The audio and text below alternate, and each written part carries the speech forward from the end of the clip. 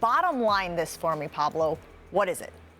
This is a story about LeBron James, and I don't know if Kyrie has really intended for that to be the case from day one, but if you look at how this has played out, I mean, it's funny. We just had Stephen A. at the top of the show respond to LeBron, respond to Stephen A., who was responding to a source close to LeBron about what LeBron was thinking about Kyrie.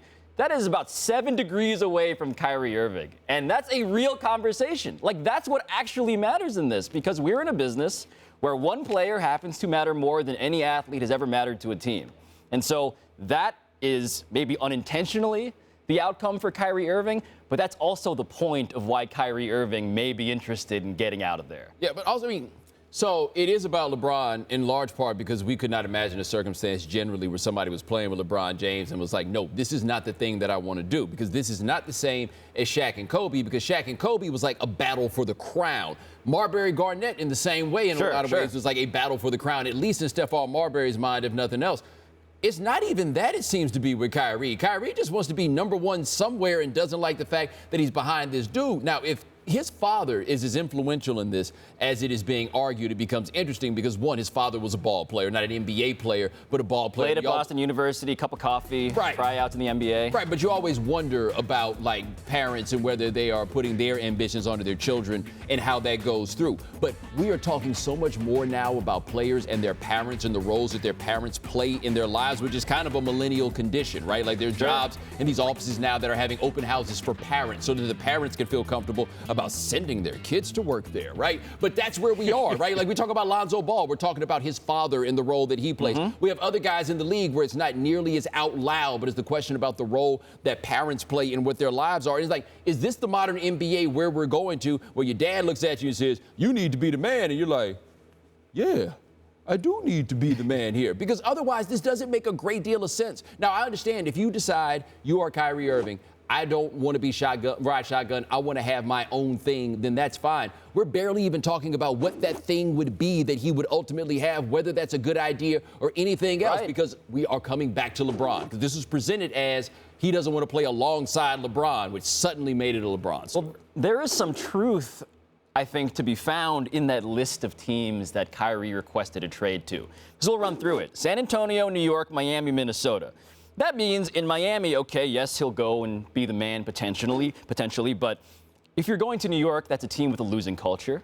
If you're going to Minnesota, you're going to a team with other stars. He would not be a bigger star than Karl Anthony Towns. And if he's going to San Antonio, of course, he is not going to be the man because Kawhi Leonard is already there, and Greg Popovich, of course, is the figure looming over it all. So what this tells me is that he just doesn't like being around LeBron James because LeBron James may be the best player in NBA history. And that's the frustration, is that we don't get to ever know how good Kyrie Irving is, or at least this is Kyrie Irving's thinking, because the guy he's next to is just that good. And that's a lot of frustration, I think, for LeBron, understandably. But think about this. Like, there's an argument about the notion of cohabitation, that if you're going to move in, you need to move into a new house, right? Because the house that stands will be somebody's, and it will be awkward. Kyrie Irving had LeBron move into his house, and he never asked him to do this, by the way. He thought this was his house. LeBron moves into the house, and now it's LeBron's house. So it's even the crazier part. It's not our house. It's my house now. And it seems like for 3 years, this has been a difficult thing for him to deal with and for him to struggle with, because he never wanted that to be the case to begin with. And he never really seemed to get over it. At least that's the interpretation that we have here. So now he wants to go on. He wants to do his own thing. I just hope he understands the lights are about to be bright wherever it is that he winds up. And he is going to get a level of attention and scrutiny that he has not received. Right now, I think he is in large part overrated because he is played next to LeBron James. I would agree. That ends when you go somewhere else. And bless his heart if that's what he wants to do. I just hope he's ready for it. I also think it's funny because it's not even that Kyrie is losing his lease to a new tenant. He's losing his lease to the old tenant. Right. The guy whose photos are literally on the walls. I'm back. By the way, I had change of heart. I'm back, and this is my room now. Right. I'd also like to know, please let him go to Miami. Please let him go to Miami. Please. The Dion Waiters reunion? That's right. Let us get him dealing with Pat Riley and everything that comes with that, which is not that easy to adjust with, and Dion Waiters with a big money contract. Let's make that happen. But I don't know if he's thought this all the way out. But also the legacy of LeBron James in Miami might be something that he has to deal with if he were there as well. Does the assertion that he does not want to play with LeBron James damage his reputation at all? That's a really good question because logically you would think there is no greater shotgun seat than next to LeBron James if you want to win. But I'm sympathetic to Kyrie. I just think we got to be specific about what Kyrie has a distaste for because look at these numbers, right? Kyrie Irving attempted more shots per game than all but 5 players in the NBA, including LeBron James. Kyrie Irving held the ball for longer than LeBron James, and he used more possessions than LeBron James and Steph Curry.